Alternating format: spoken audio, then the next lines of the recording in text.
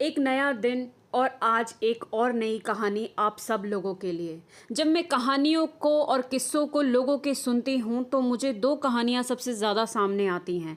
एक पति का धोखा, दूसरा मायके का धोखा। आप इस वर्ग को देख रहे हैं जिन्हें आप आंटियां कहते हैं। आजकल की जनरेशन इन औरतों से बहुत ज़्यादा नफरत करती है, पर आप जानते हैं कि इन लोगों ने अपने समय पे क्या झेला होता है। जो ये झेल चुकी हैं आप उनका 1% भी नहीं झेल सकते, पर फिर भी एक स्माइलिंग फेस के साथ, साड़ी, बिंदी, चूड़ी के साथ ये शाम को वॉक करती हुई, एक दूसरे की चुगली कर, एक दूसरे से नई रेसिपी शेयर करके, एक दूसरे से घर की 4 बातें करके ये अपना दिन ख़त्म करके एक नया दिन खुशी खुशी शुरू कर लेती हैं। मैं जानती हूँ इनमें से कईयों के पास किताबी ज्ञान भले ही नहीं होता, लेकिन इन लोगों के पास जो एक्सपीरियंस लाइफ का होता है वो किसी और जनरेशन के पास नहीं होता। सहन करना, बर्दाश्त करना, एडजस्ट करना, बस यही चीज़ें इनकी लाइफ में रह जाती हैं। ऐसी ही औरतों की कहानियाँ मैं आपके लिए लेकर के आती हूँ। क्या आप भी आज की आंटी की तरह अपने परिवार का एक ऐसा बच्चा रही हैं जहाँ पे घर में किसी भी तरीके का घर क्लेश हो तो उसमें इल्ज़ाम आपको लगा दिया जाता हो, आपको कम प्यार मिला हो, आपसे हर तरीके की शिकायतें, जैसे कि बहुत जन्म लेकर के आपने उस घर में बहुत बड़ा कर्जा डाल दिया हो, माता पिता भाई बहन उनके हरकतों से ऐसा लगता हो कि जीती है तो जिए, नहीं जीती तो क्या ही फ़र्क पड़ जाएगा। जहाँ बड़े 2-3 बच्चे पल रहे हैं वहाँ ये भी पल जाएगी। मेरी आज की कहानी को पूरा सुनिएगा। ये कहानी नहीं है सिर्फ, ये किसी की ज़िंदगी की हकीकत है। मैं अपनी कहानियों में किसी भी तरीके का बैकग्राउंड म्यूज़िक देख करके आपके इमोशंस के साथ नहीं खेलूँगी, क्योंकि ये कहानियाँ अपने आप में ही इतनी इमोशंस भरी हैं कि आप भी इस कहानी में कहीं ना कहीं अपने आप को ढूंढना शुरू कर दोगे। तो आज की कहानी शुरू करने से पहले लाइक और सब्सक्राइब ज़रूर करें। कहते हैं जिस घर में आप जन्म लेते हैं उस घर के माँ बाप के आप कर्जदार हो जाते हैं। मैं एक छोटा सा सवाल पूछना चाहती हूँ, जब आप ही के माँ बाप अपने कर्ज को चुकाने के लिए बच्चों की पूरी ज़िंदगी बर्बाद कर देते हैं तो क्या वो माँ बाप होते हैं? क्या उनका कर्जा हमारी ज़िंदगी, हमारी खुशियाँ, हमारे रिश्ते सब कुछ ले करके मानेगी क्या? घर का माहौल बड़ा ही उचाट था। सुबह से शाम गृह कलेश बने रहना। बड़े 2 भाई बहनों के बाद 8 साल के गैप के बाद मेरा जन्म हुआ। मैं एक पूरी तरीके से अनवांटेड बच्चा थी। मैं जब 10वीं क्लास में पढ़ती थी तब मेरी बड़ी बहन की शादी हो चुकी थी और 12वीं क्लास तक पहुंचते पहुंचते मेरे बड़े भाई की भी शादी हो गई थी। जाहिर सी बात है, पहली बेटी थी इसलिए उसकी परवरिश बड़े लाड से हुई। दूसरा बेटा हो गया तो उसकी परवरिश और लाड से हुई। मेरी ज़रूरत नहीं थी। ये हमारी परवरिशों के कारण हम तीनों के स्वभाव में ज़मीन आसमान का अंतर था। बड़ी बहन का स्वभाव इस तरीके से था कि उसको ऐसा लगता था कि दुनिया की कि उसके आसपास अगर किसी लड़की ने या किसी और ने कुछ अच्छा पहना या कुछ अच्छा खाया है तो उसको झपट्टा मारने की आदत थी। उसको अंदर अंदर से ना खुश रहने वाली आदत। उसको लगता था कि ये भी मेरा हो जाए, वो भी मेरा हो जाए। वही मेरे भाई का स्वभाव इतना अड़ियल था कि उसका दिमाग सिर्फ और सिर्फ गुंडागर्दी में रहता था। और उन सब के पीछे से लास्ट में मैं पूरी तरीके से बचपन से इग्नोर्ड। मिल गया खाना थाली में डाल दिया, छोटे छोटे हाथों से खा लिया, जितना खाया खाया, नहीं खाया तो कोई निवाला मुंह में डालने वाला नहीं होता था। बचपन से लिए इस संघर्ष से मुझे बड़ा ही सहनशील बना दिया था। जिस स्वभाव और जिस तबीयत से दोनों बड़े भाई बहन को पाल पोस के बड़ा किया था, उनकी शादियां ज़्यादा अच्छी तरीके से तो नहीं चलनी थी, ये तो स्वाभाविक था। मैं छोटी थी, मैं सिर्फ अपने घर में हो रही एक्टिविटी को ध्यान से देखती थी।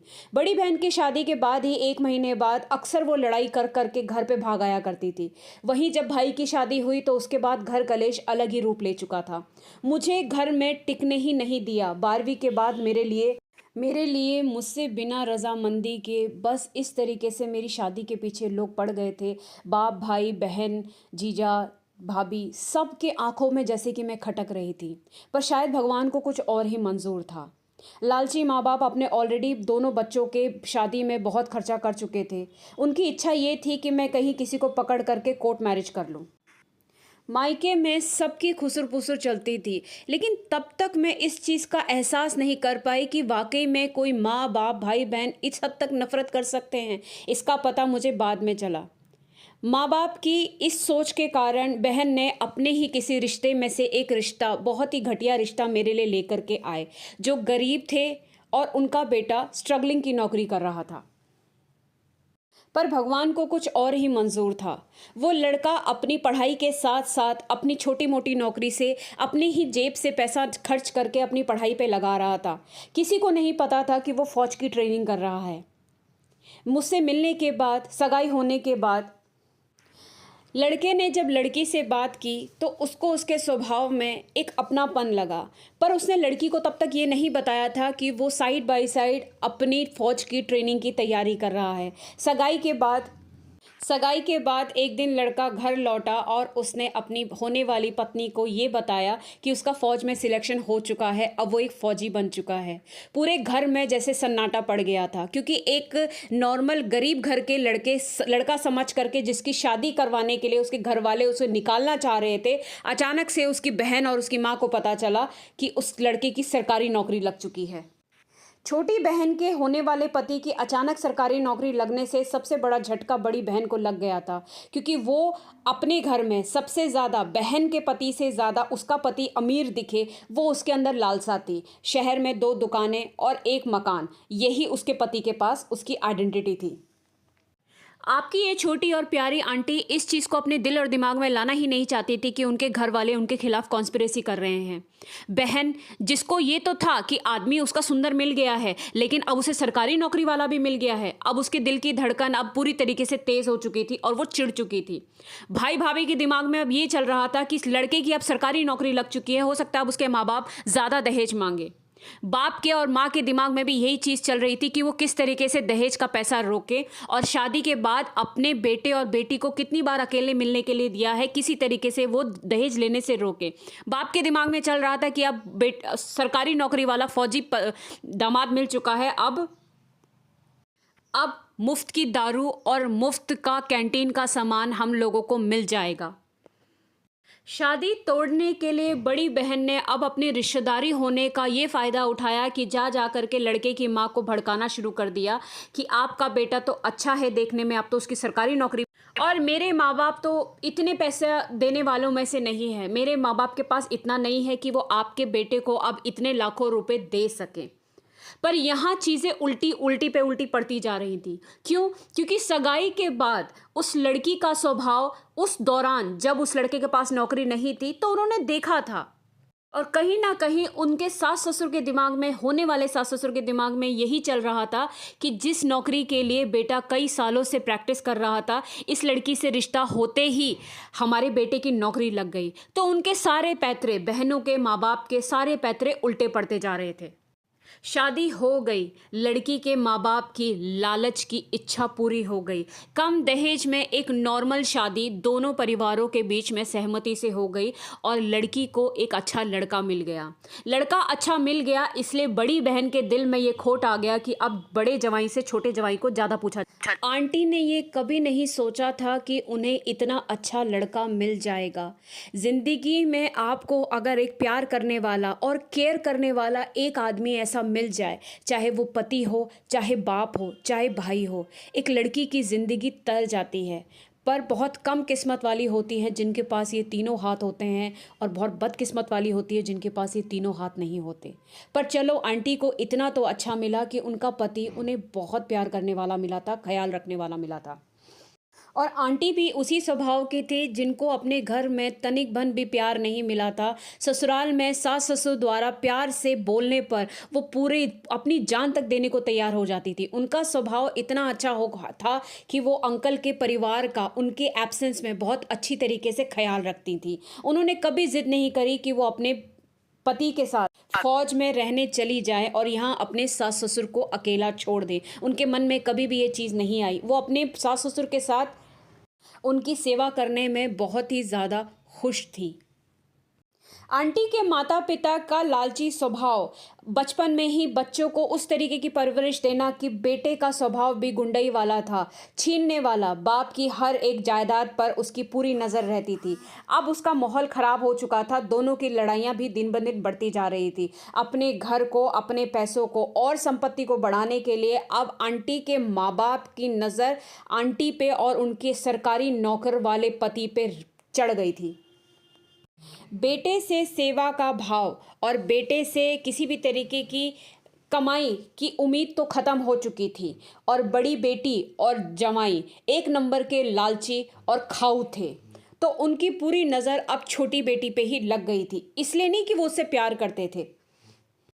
4-5 महीने के बाद जब भी अंकल छुट्टी आते थे तो आंटी अंकल दोनों प्यार प्रेम से आंटी के मम्मी पापा के यहाँ जाके मिलने ज़रूर जाया करते थे। पूरे परिवार से मिलने के लिए अंकल अपने कैंटीन की दारू और बहुत सारा कैंटीन का सामान लेकर के जाया करते थे।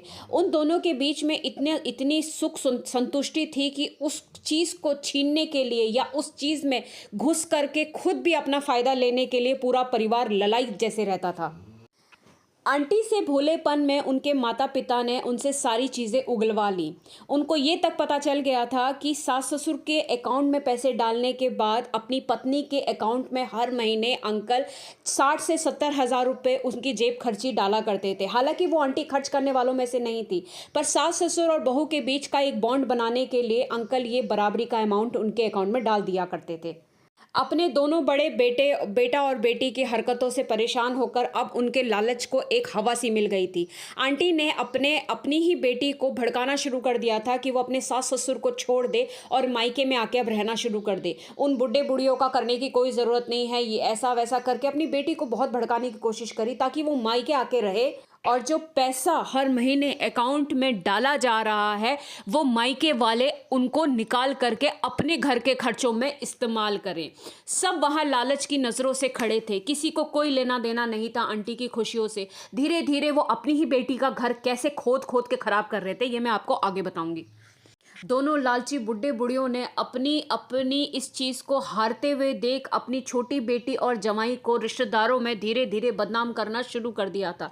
पर यह होता है कि लोग इतनी आसानी से आपको नहीं बताते कि आपके पीठ पीछे क्या बातें हो रही हैं।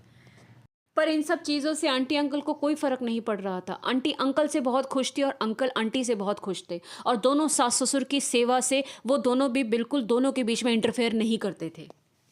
मुश्किलात अब धीरे धीरे बढ़ने लगी थी। अब चुपचाप पति के ना होने पर आंटी की माँ उनको कभी भी फ़ोन खड़का करके उनसे पैसे मांग लिया करती थी। क्या आप ये सोच सकते हैं कौन परिवार नहीं होना चाहिए, कौन बेशरम परिवार होते हैं लोग ऐसे जो अपनी शादीशुदा बेटी से पैसे मांग करके ये कह रहे हैं कि अपने पति और सास ससुर को मत बताना, हमारे लिए करना तुम्हारा फ़र्ज़ बनता है, तुम हमारे कर्जदार हो। आंटी को बहला फुसला करके उनके सेविंग्स में से थोड़ा थोड़ा करके कई पैसे उनकी माँ ने निकले। पर आंटी की ईमानदारी और वफादारी सिर्फ माँ बाप तक ही नहीं थी। वो जब भी अपने माँ बाप को 5 या 6 हज़ार रुपये भेजा करती थी छोटे छोटे हिस्सों में, तो वो पहले अपने पति को बता दिया करती थी। पति की रजामंदी उनके लिए बहुत ज़्यादा ज़रूरत थी, पर पति भी इतने अच्छे थे कि उन्होंने कभी पैसा देने से मना नहीं। बड़ी बहन का स्वभाव इतना ज़्यादा अड़ियल और इतना ज़्यादा बेकार था कि घर में आने वाली, मायके में आने वाली स्पेशली कोई भी चीज़, अगर भाई अपनी पत्नी के लिए भी अगर साड़ी खरीद रहा है तो वो मायके में आ करके छाती पीट करके रोना शुरू कर देती थी कि इसके पास ये है, अब तो भाई इसको ये देने लगा है, माँ बाप ने इसके लिए ये करा है। वो सिर्फ घर से तैयार होके आती थी कि आज मायके जा करके किस किस चीज़ पर रोना है, लेकिन माँ बाप की दी हुई परवरिश थी तो वो भी इस चीज़ से कैसे बच पाते। जब कभी भी उसे पता चलता था कि छोटी बहन और उसका पति मायके मिलने आए हैं तो वो जलन के मारे आती तो नहीं थी, लेकिन दूसरे दिन वहां आकर के कैंटीन का आधा सामान अपने नाम पे, अपने हिस्से पे लेकर के घर ज़रूर चली जाती थी। शादी को 1 साल होने आया था। अब घर के बड़े बुज़ुर्गों को ये लग रहा था कि पति पत्नी कुछ कह नहीं रहे, लेकिन हमें उन दोनों को साथ में रखना चाहिए। इस फैसले को लेते हुए आंटी के सास ससुर दोनों गांव में शिफ्ट हो गए, ये कह करके कि अब वो बुढ़ापा अपने ही लोगों के बीच में काटना चाहेंगे। और वो खुशी खुशी दोनों गांव शिफ्ट हो गए और यहाँ से बहू को पति के पास भेज दिया। पति के पास भेजने के बाद 1 साल के बाद आंटी प्रेग्नेंट हो गई। पर दिक्कत ये थी कि वहाँ से अंकल की पोस्टिंग बार बार बाहर आ रही थी और छोटी उम्र में प्रेगनेंसी में देखने वाला आंटी के पास कोई नहीं था। और गांव में सास ससुर की तबीयत भी ठीक नहीं रहने लगी थी और गांव में वो साधन भी नहीं थे कि वो बहू का वहाँ पर प्रेगनेंसी या डिलीवरी करा सके। तो पूरी रजामंदी के साथ आंटी अंकल ने आंटी की प्रेगनेंसी के लिए उन्हें उनके मायके भेजा। अंकल ने यूं ही आंटी को मायके नहीं भेजा था दोस्तों। मैं आपको यहाँ पे एक चीज़ क्लियर कर दूँ, वो आदमी अपनी पत्नी से इस हद तक सम्मान और प्यार करता था कि हर महीने के खर्चे वहाँ बैठ कर के बैठक में भाई भाभी माँ बाप दीदी जीजा जी सबके बीच में बैठ के बात हुई थी कि मेरी पत्नी का ख्याल रखना, मैं हर महीने आपको राशन पानी और खर्चा भिजवाता रहूँगा, इसकी तबीयत में किसी भी तरीके की कमी नहीं आनी चाहिए, मैं आता रहूँगा भी। पर मेरे ख्याल से आंटी के परिवार को एक ही चीज़ सुनाई दी, हर महीने का खर्चा और कैंटीन का सामान मुफ्त में। सबकी आंखों में एक अलग ही चमक आ गई थी। कोई भी जिम्मेदारी उठाने के लिए तैयार नहीं था। दामाद के जाते जाते तक सब ने उनसे इस तरीके का दिखावा किया कि तेरी बीवी का हम बहुत ख्याल रखेंगे, पर ऐसा नहीं हुआ। आंटी के ज़िंदगी के ऐसे भयानक पल जो उन्हें अपनी सबसे खुश दिनों में झेलने पड़े मायके वालों के द्वारा, जिसके कारण आंटी ने कान पकड़ लिए और दोबारा माँ बाप की शक्ल ना देखने का फ़ैसला करा। पूरा फ़ैसला उन्होंने उस ऊपर वाले पे छोड़ दिया था कि प्रभु अगर मैं गलत हूँ तो मुझे सज़ा देना, लेकिन अगर मैं गलत नहीं हूँ तो मुझे और मेरे बच्चों को सज़ा मत देना। क्या हुआ था ऐसा, मैं बताती हूँ क्या हुआ था ऐसा। 1 महीने की प्रेगनेंसी अंकल आज ही अपनी पत्नी को माँ बाप के हवाले छोड़ करके बड़े ही दुखी मन से आंखों में आंसू लेकर के वहाँ से अपनी देश की सेवा के लिए निकल गए। पर एक भी दिन नहीं हुआ था कि शाम को उनके घर में लड़ाइयाँ शुरू हो गई। आंटी अपने कमरे में आराम कर रही थी, निश्चिंत सो ही रही थी कि वहाँ से घर में लड़ाइयों की आवाज़ शुरू हो गई। दूसरे कमरे से भाभी की ज़ोर ज़ोर से आवाज़ आने लगी कि इसकी सेवा इसका खान पान कौन करेगा, मैं तो नहीं करूँगी, मैं क्या नौकरानी हूँ इसकी, इसका पति तो तेरे माँ बाप को पैसा देगा, मुझे क्या मिल रहा है। आंटी के पति को घर से निकले अभी सिर्फ 2 घंटे भी नहीं हुए थे और घर में कलेश शुरू हो गया था। वही आंटी बार बार अंकल के द्वारा किए गए फ़ोन को काट रही थी, क्योंकि घर से जिस तरीके से लड़ने झगड़ने की आवाज़ें आ रही थी वो अंकल का फ़ोन इग्नोर कर रही थी कि अंकल सुन ना लें, क्योंकि अब वो हालात नहीं थे कि आंटी उसी वक्त अपने पति को ये कह सके कि इस घर में तो लड़ाइयाँ शुरू हो चुकी हैं। अपने घर की भी इज्जत रखनी थी, सम्मान रखना था। पति को उसके बॉर्डर पे उसको ये कहना था, ये समझाना था, ये बताना था कि वो जहाँ भी है वो ठीक है। गांव में भी सास ससुर को ये बताना था कि वो ठीक है। आंटी ने चारों तरफ की जिम्मेदारियाँ अपने सर पे ले ली थी और वो मायके वालों की बदतमीजियाँ बर्दाश्त कर रही थी। आंटी ये बात अच्छी तरीके से जानती थी कि वो अगर एक बार भी अपने पति को ये कहेंगी कि यहाँ पे उनके साथ कुछ गलत हो रहा है तो अंकल दूसरे दिन ही छुट्टी लेकर के आ करके अपनी पत्नी को या गांव से अपने माँ बाप को बुला करके फिर से उन्हें बढ़िया से किसी किराए के मकान में रख देंगे। पर आंटी इन सब के बीच में सबको परेशान करना नहीं चाहती थी। उसी दिन आधी रात को दूसरा किस्सा ये हुआ कि आंटी के पापा रात को 12 बजे पी करके घर में आए हैं और उन्होंने अपनी सोती हुई बेटी को उठा करके आंगन में तमाशा शुरू कर दिया और कहा कि इसके आदमी को क्या लगता है हम भिखमंगे हैं जो वो हर महीने हमारे को पैसा देगा और पैसा दे करके क्या हमें अपनी बीवी का नौकर बना।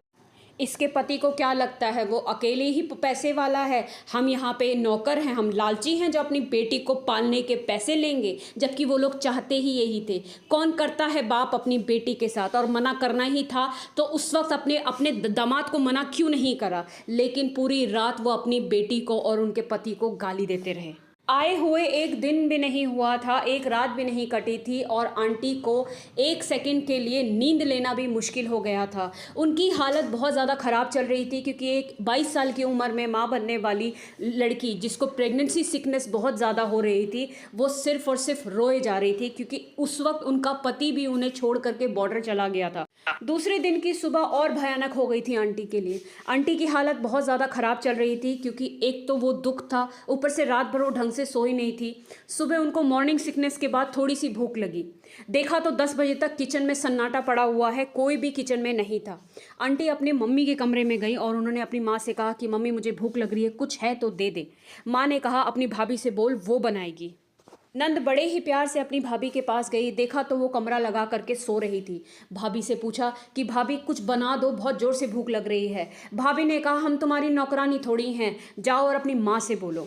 माँ और भाभी के बीच चक्कर काटते काटते आंटी को 1 घंटा हो गया था और 11 बज चुके थे। आंटी अभी भी भूखी थी।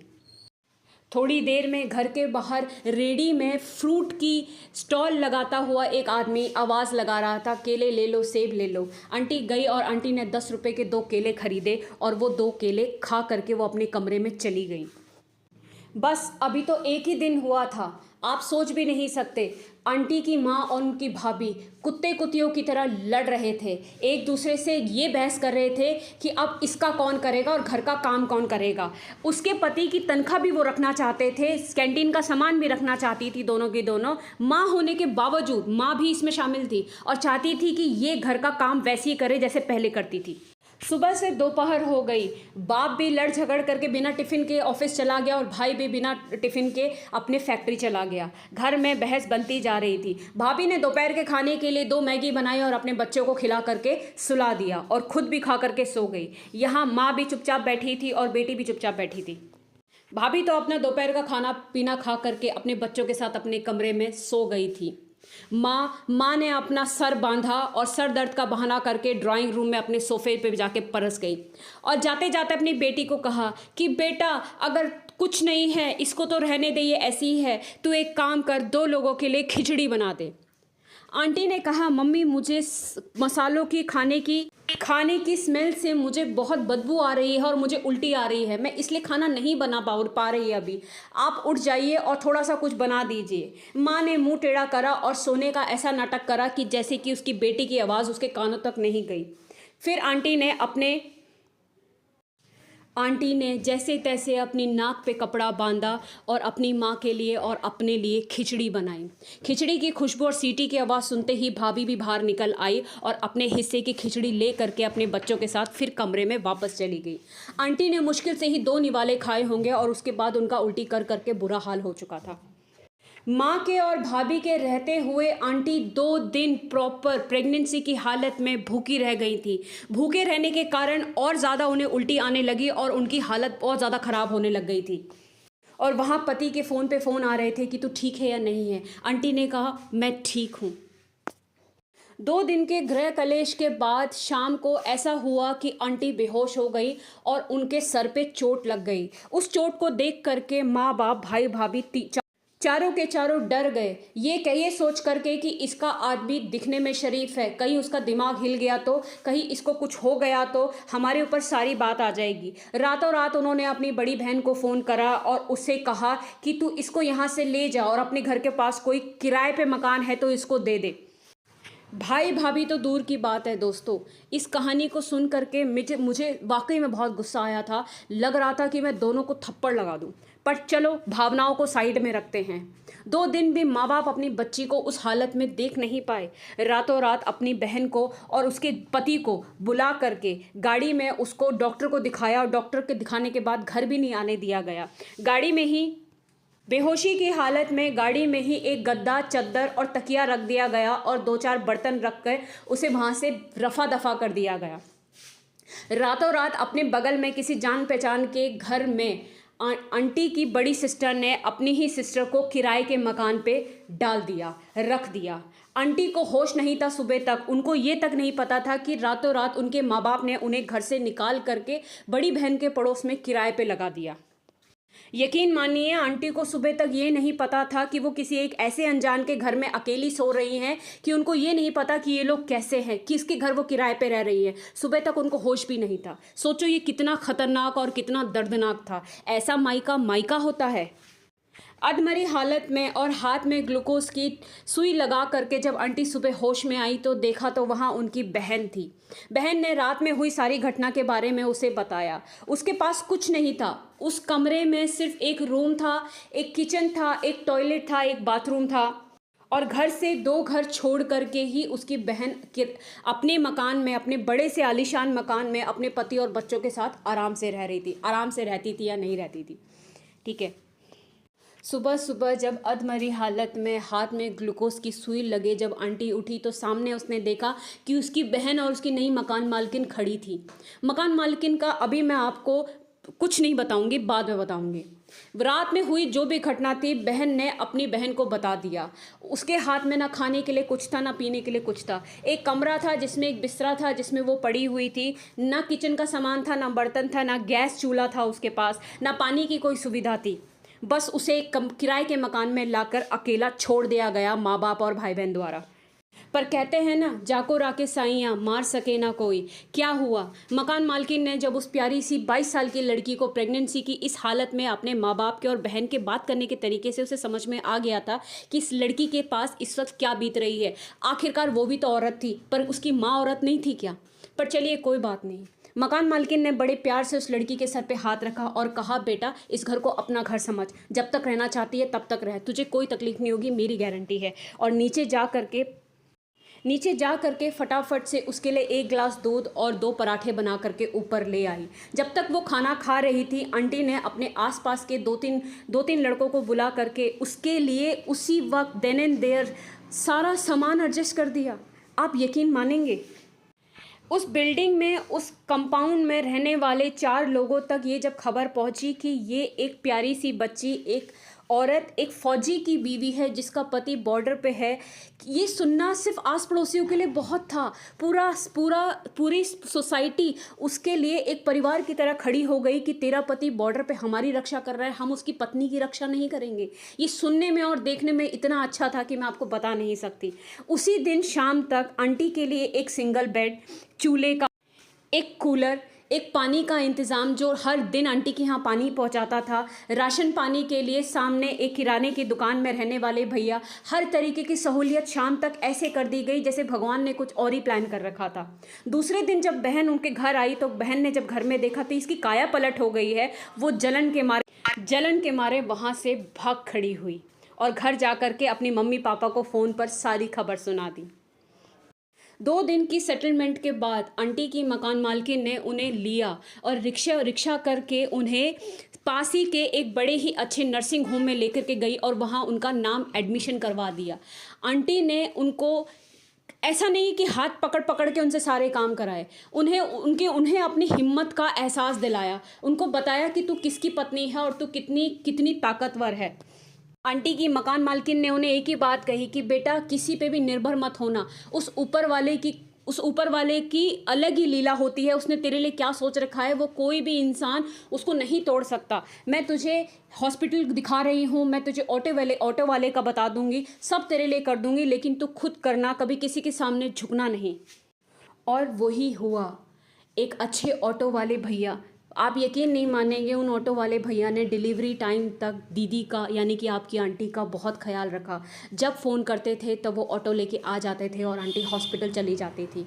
जिस डॉक्टर के पास आंटी का एडमिशन कराया था उनके साथ पता नहीं क्या ब्रीफिंग हुई, लेकिन उन डॉक्टर ने सबसे पहले हमेशा आंटी का ही ख्याल रखा। पूरे 9 महीने वो डॉक्टर और उस हॉस्पिटल का स्टाफ एक छोटी सी लड़की को प्रेगनेंसी के टाइम पे अकेले खुद का इलाज कराने के लिए आता देख, और एक फ़ौजी की बीवी का एक जो लेवल उनके सर पे था, इतना सम्मान मिला कि आंटी को अपने घर वालों की कभी याद भी नहीं आई। 4 महीने तक अंकल को ये बात नहीं पता थी कि उनकी पत्नी अलग रह रही है। 4 महीने तक आंटी के पापा के अकाउंट में जो अंकल पैसा डाल रहे थे वो लोग मज़े से उस चीज़ को खर्च कर रहे थे, 50,000 रुपये हर महीने के, ये सोच करके कि मेरी पत्नी वहाँ है और मेरी पत्नी का ख्याल रखा जा रहा है। 4 महीने बाद अपनी पत्नी को सरप्राइज़ देने के लिए अंकल अचानक से आए और वो उनके मायके चले गए। मायके जाने के बाद जब उन्होंने देखा कि उनकी पत्नी वहाँ नहीं है तो उनकी भाभी और उनकी माँ दोपहर में डर गए, क्योंकि उस वक्त भाई और उनके ससुर वहाँ नहीं थे। जब वो वहाँ गए तो उन्होंने देखा कि ना सास उठी और ना ही भाभी उठी, दोनों खाना खा रहे थे और उनकी तरफ देख रहे थे, कोई उठ के उन्हें, दोनों ने ना ही उनको ग्रीट करा ना ही पानी के लिए पूछा। क्यों? क्योंकि वो इतने ज़्यादा अड़ियल हो चुके थे, उन्हें पता था कि उन्होंने गंदगी करी है। अब उस चीज़ में भी सर उठा करके किस तरीके से रहना है वो उनको अच्छी तरीके से पता था। उन्होंने इधर उधर देखा और उन्होंने अपनी पत्नी को नहीं पाया। उन्होंने बड़े प्यार से अपनी सास से पूछा, मेरी पत्नी कहाँ है? सास ने अपना सर बांध लिया और उस अपने ही जमाई से ये कहना शुरू कर दिया कि हमारी किस्मत बहुत ख़राब है जो हमें ऐसी लड़की मिली, काश ये पैदा होते ही मर जाती, पता नहीं किस मनूस घड़ी में हमने तुम्हारी पत्नी को जन्म दिया था। उल्टा सीधा बोल करके अपने जमाई को भी घर से बाहर निकाल दिया और कहा उसी से ही फ़ोन करके पूछो कि वो कहाँ मर रही है। सास ससुर के कड़वे शब्दों के पीछे सिर्फ इतनी ही वजह थी कि 4 महीने से हर महीने 50-50 हज़ार रुपये अकाउंट में आ रहे थे, कहीं उसका कत्था चिट्टा कहीं अपना जमाई मांग ना ले। इस चक्कर में उन्होंने पहले से ही ड्रामे करने शुरू कर दिए। अंकल ने आंटी की बहन को फ़ोन करके पूछा और उन्हें सारी बातें बताई। आंटी ने कहा कि हाँ, आपकी पत्नी यहाँ रहती है, आप फटाफट मेरे घर के पास आ जाइए। तब तक अंकल ने आंटी को कुछ नहीं बताया था।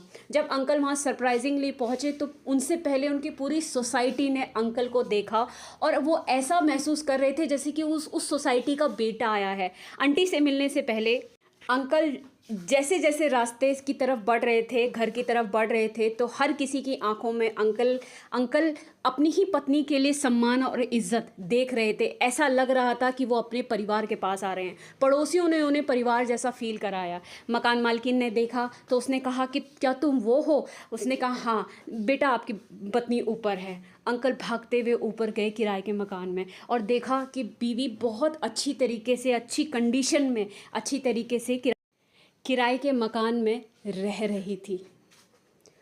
पत्नी को देख करके बहुत देर तक गले लगाया और उससे माफ़ी मांगी और उससे ये कहा कि मेरी गलती हो गई कि मैं तुझे ऐसे हालत में यहाँ छोड़ गया। मेरा बच्चा था, मुझे पहली प्रेगनेंसी में तुझे अपने साथ रखना चाहिए था। आंटी ने कुछ नहीं। उस 1 महीने में कुछ ऐसा एक्सपीरियंस था कि अंकल जहाँ जहाँ जाते थे, हॉस्पिटल, किराने की दुकान या किसी मार्केट में जाते थे ना, तो उन्हें सब लोग फौजी भैया के नाम से पहले से ही पहचानते थे और एक अलग ही लेवल की रिस्पेक्ट मिल रही थी उनकी पत्नी के स्वभाव के कारण। पहली बार जब डॉक्टर मैडम ने जब दोनों पति पत्नी को साथ में हॉस्पिटल में ट्रीटमेंट कराते हुए देखा तो वो भी बहुत गदगद हो गई और बहुत खुशी दोनों को बहुत अच्छी तरीके से ट्रीटमेंट दिया। बेटी किराए के मकान में सेट हो गई है।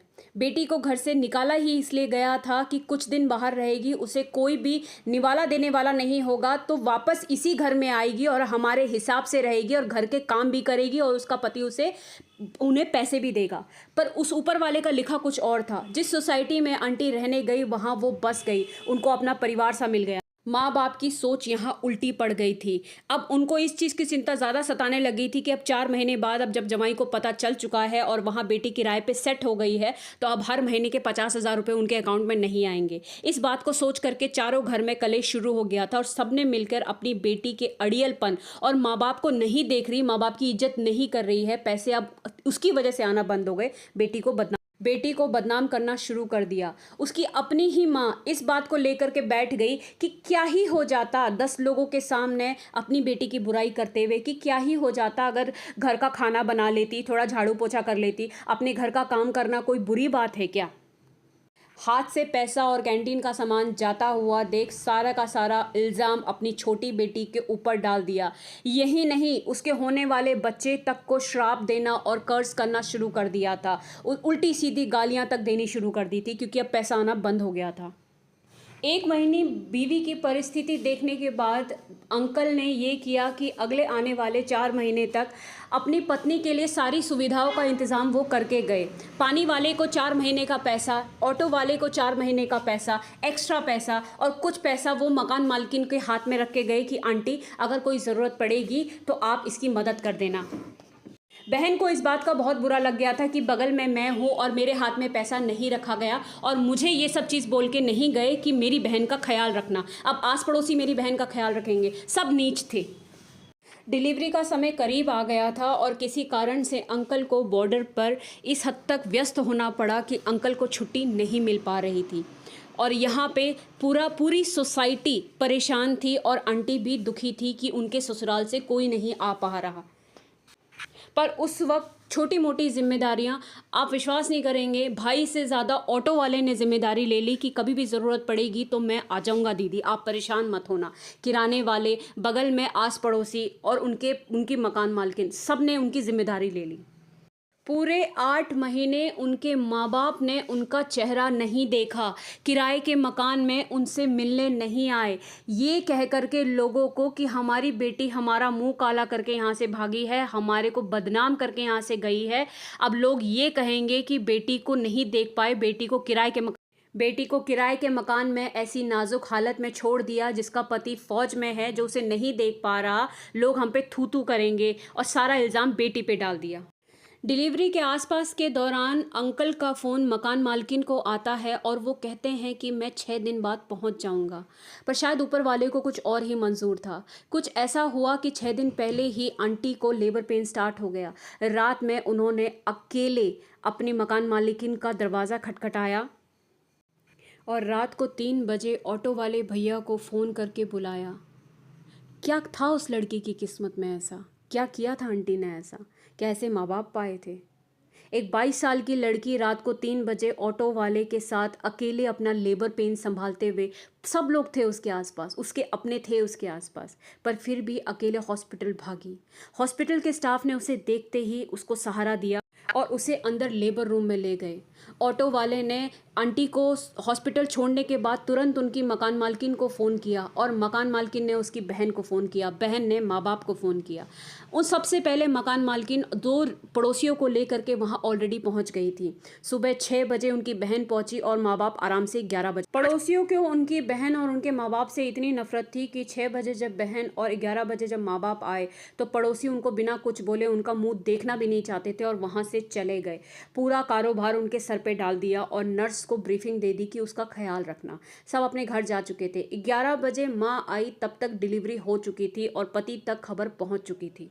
डिलीवरी के टाइम पे आंटी पूरी तरीके से अपने डिलीवरी रूम में अकेली थी। डिलीवरी के बाद डॉक्टर खुशी खुशी बाहर आता है और आपके अपनों को खुशखबरी देता है। ऐसा भी आंटी के साथ उस वक्त कोई नहीं खड़ा था, क्योंकि सास ससुर ससुराल से निकले ही थे और पति को आने में 6 दिन बाकी थे और माँ बाप का तो चिढ़ के मारे बुरा हाल था। जैसा कि मैंने बताया कि डॉक्टर आंटी बहुत ही ज़्यादा अच्छी थी, समझदार थी। इतने टाइम उनके ट्रीटमेंट के बाद बिना कुछ बोले ही वो आंटी की काफ़ी सिचुएशन समझ चुकी थी और अंकल के फौजी होने पे और उनसे मिलने के स्वभाव से उनको उन दोनों के अंदर एक अच्छा व्यक्तित्व नज़र आता था। डॉक्टर ने किसी की चिंता करे बगैर आंटी को अच्छी तरीके से वार्ड में शिफ्ट कर दिया और एक नर्स को उनके साथ लगा दिया। डिलीवरी के 1 घंटे बाद जब आंटी को अच्छी तरीके से होश आया तो उनको बहुत ज़ोर से भूख लगी। डिलीवरी के बाद अक्सर भूख लगती है और उस वक्त पूरा परिवार बाहर कुछ ना कुछ लेके खड़ा होता है, पर आंटी की किस्मत में शायद ये नहीं था। कोई बात नहीं। आंटी ने नर्स से धीरे से कान पे बोला कि मुझे बहुत ज़ोर से भूख लग रही है, मुझे कुछ खाने के लिए दे दीजिए, मैं पेमेंट कर दूंगी। नर्स ने फटाफट से एक वार्ड बॉय को बाहर भेजा और चाय और पार्ले जी का बिस्किट लेकर के आके आंटी के हाथ में रख दिया। नर्स ने बड़े ही गुस्से में और बड़े ही ताज्जुब तरीके से बोला कि तेरे यहाँ से कोई नहीं आया? उसने कहा माँ बाप को फ़ोन किया है, आते ही होंगे।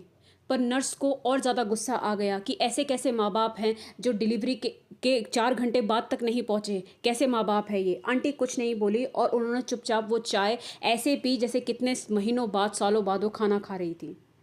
किसी के होने ना होने से ज़्यादा दुख आंटी के पास इस चीज़ का था कि उस दौर पर, उस मौके पर, उस नाजुक मौके पर आंटी का पति उनके साथ नहीं था। हालांकि फ़ोन पे भी वो बात कर रहे थे, होश में आने के बाद उन्होंने आंटी से फ़ोन पे ज़रूर बात की थी, वीडियो कॉल पे बात ज़रूर की थी। और अंकल को ये जान के बहुत बुरा लगा कि डिलीवरी के टाइम पे उनकी बहन, उनकी माँ बाप, भाई भाभी कोई भी वहाँ नहीं था।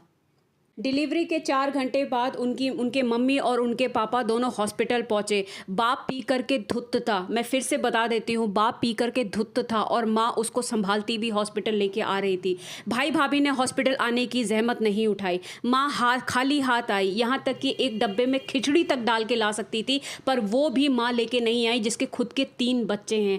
हमारे यहाँ नए जन्म पे माँ को गुड़ का हलवा या देसी घी से लबालब हलवा तुरंत अपनी बेटी को या बहू को खिलाया खिलाया जाता है। पर चलो आंटी की किस्मत में शायद वो चीज़ नहीं थी, कोई बात नहीं। दारू पिया हुआ आदमी जब हॉस्पिटल से वार्ड की तरफ जा रहा था तो सब लोग उसको थू थू की नज़र से देख रहे थे। आंटी के पति ने आंटी का अच्छे से वार्ड में उनका एडमिशन कराया था, जहाँ का किराया अच्छा खासा। माँ बाप के आंखों में ना अपनी बच्ची के पहले बच्चे की खुशी में आंसू थे, ना किसी तरीके का एक हर्ष और उल्लास था। दोनों एक ऐसे शक्ल लेकर के वहाँ पहुँचे थे जैसे मैयत पे आना था, ज़बरदस्ती आना पड़ा। अगर इसकी डिलीवरी यहाँ नहीं होती तो ज़्यादा अच्छा होता, इसने तो डिलीवरी के नाम पे हमें यहाँ बदनाम करके रख दिया। दोनों के चेहरे इतनी हद तक उतरे हुए थे। आंटी के पापा ने वार्ड रूम में घुसते ही अपने अपने नए नवासे को गाली देना शुरू कर दिया और उसके बाप को भी गाली देना शुरू कर दिया। माँ बहन की गालियों के साथ अपने नाती को उन्होंने इतनी गालियां दी कि तू भी अपने बाप की तरह घमंडी और पैसा दिखाने वालों में से है, तू भी बेइज्जती कराने के लिए इस दुनिया में आया है हमारी। उल्टी सीधी बात, डिलीवरी रूम में बेटी लेटी हुई है और माँ चुप हो जाओ चुप। अभी जैसे बार बार उसी चीज़ के मज़े ले रही थी। इतना ही नहीं, हालात ऐसी हो गए थे कि बाप ने गुस्से में जा करके दारू की हालत में एक नवजात बच्चे को उसके पैर से उठा करके उल्टा हवा में टांग दिया। लड़का रोते रोते चुप हो गया, उसकी सांसें अटक गई। माँ का चिल्ला चिल्ला के बुरा हाल हो गया। औरत की चीख सुन करके नर्स और पूरा स्टाफ भाग करके कमरे में आया तो दारू पिया हुआ आदमी बच्चे को हवा में ले करके झूल रहा था। माँ बाप की इस नीच हरकत को देख करके बेटी डर के मारे चीखने चिल्लाने लगी। पूरा हॉस्पिटल हतपता गया कि एक बाप ने अपनी बेटी के बच्चे के साथ क्या करने की कोशिश करी। नर्स ने उसके हाथ से बच्चा छीना और पुलिस वालों को बुलाने की धमकी दी। माँ ने हाथ पैर जोड़े और बाप को वहाँ से लेकर के निकल गई। बेटी ने बोला यहाँ से निकल जाओ, नर्स ने बोला निकल जाओ, और वो दोनों वहाँ से बेशर्मों की तरह चले गए। नर्स ने बाप के हाथ से बच्चा छीनते ही लेट नहीं करी और उसने बच्चे को उल्टा करके उसकी पीठ को रगड़ने लगी, उसकी छाती को रगड़ने लगी और उसके मुंह में हवा डाली। बच्चे का रोना अचानक से बंद हो गया था। आंटी की हालत ख़राब हो चुकी थी। उन्हें लगा कि मैंने अपने बाप के चक्कर में आज अपना बेटा खो दिया, पर भगवान की कृपा थी कि थोड़ी देर में बच्चे को सांस आई और वो रोने लगा और दोनों माँ बेटे भावुक हो गए। उस दिन आंटी ने ठान लिया था कि मरती मर जाऊंगी, लेकिन आज के बाद अपने माँ बाप का मरा हुआ चेहरा भी नहीं देखूंगी। कितना कठिन रहा होगा और किस हद तक घर वालों ने परेशान किया होगा कि एक बेटी को इस तरीके का अपने लिए प्रण लेना पड़ा। माँ बाप के ऊपर कर्जा होता है, पर कर्जा क्या लेकर के मानेंगे माँ बाप भी। अंकल को फ़ोन पे ही ये बात पता चल गई थी कि हॉस्पिटल में उनके बाप ने और उनकी माँ ने मिल करके क्या उनके साथ करा। उन्होंने ज़्यादा कुछ नहीं किया। घर पे आने से पहले वो अपने ससुराल पहुंच गए। वहां जाने के बाद उन्होंने अपने ससुर का कॉलर पकड़ के उनके कान के नीचे ज़ोरदार रखा। आप मुझे कमेंट करके बताना कि सही किया या नहीं किया। और इतना ही कहा कि अब वो तेरी बेटी नहीं, अब वो मेरी बीवी है।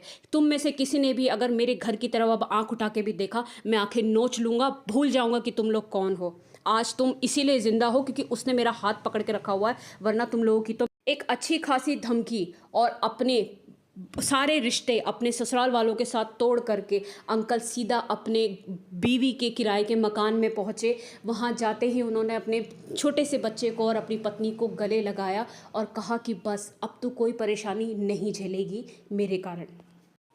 अपने इस उतार चढ़ाव की प्रेगनेंसी में जब सब कुछ ठीक हो गया तो 10 दिन बाद अंकल आंटी का जाने का समय हो गया। उन्होंने सामान पैक किया, सब लोगों को धन्यवाद भी किया। जाने से पहले अंकल ने एक छोटी सी ग्रैंड पार्टी रखी जिसमें उन्होंने उन सबको शुक्रिया करा, जैसे कि उनकी मकान मालकिन, ऑटो वाले भैया, हॉस्पिटल की डॉक्टर, स्टाफ और वहाँ के आस पड़ोसी, सबको बड़े ही प्यारे तोहफे दिए और बड़ी ही अच्छी पार्टी करी। उस पार्टी में आंटी के मायके वाले और उनके रिश्तेदार जो आसपास में थे, जैसे चाची, ताऊ, बुआ की लड़कियाँ जिनके साथ खेल कूद करके आंटी बड़ी हुई थी, वो तक प्रेगनेंसी में आंटी की तरफ झांकने नहीं आई। पर जो जितने भी थे उनके पर जिन पराए लोगों ने आंटी का साथ उस वक्त दिया जिस वक्त कोई नहीं था, अंकल के लिए वो परिवार बन गए थे। वो परिवार इस हद तक बन गए कि आज 15 साल बाद भी उन लोगों के साथ कनेक्शन बना हुआ है और उनके दुख सुख में आंटी अंकल हमेशा साथ रहते हैं। तो ये थी मेरी आज की कहानी। कैसी लगी कमेंट करके बताइएगा। धन्यवाद।